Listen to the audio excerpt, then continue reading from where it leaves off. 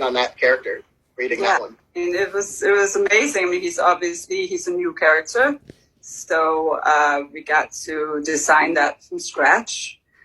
What I really wanted with his hair was that we wanted a natural flow. There's a lot of action in the show, and I like hair to look natural. I like it to be able to get gritty, and we wanted to have a lot of texture and movement.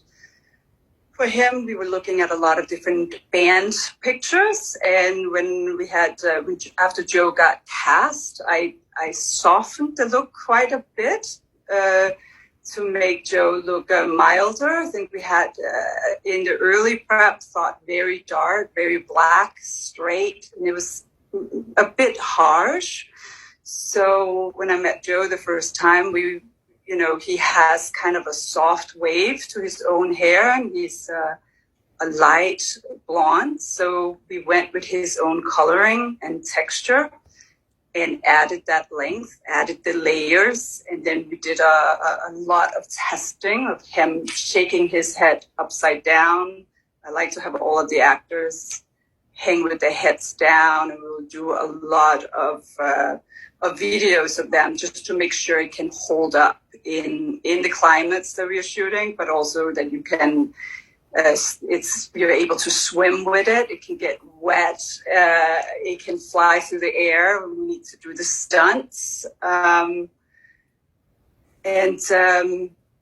We add a lot of extra hair to our mullets in the back, just because a lot of the hairstyles are so short in the front that it really, it takes, my wig maker, we've worked together now for years, and he understands just how much extra volume we need to build into the backs for it to look natural and for us to be able to execute the haircuts that needs to be done.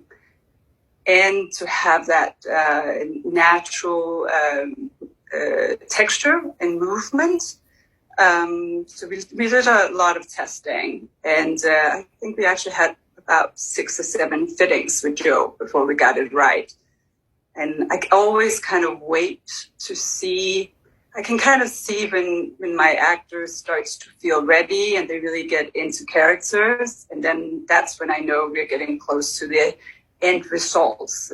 So it's a teamwork, between them, and I have certain ideas, but in the end of the day, they're the ones that's going to feel in character. And that's the most important part. If he doesn't feel like Eddie, then it's just going to look like a guy in a wig, and that's what we don't want. And Chris, from a production design perspective, you had a number of new locations this season. You had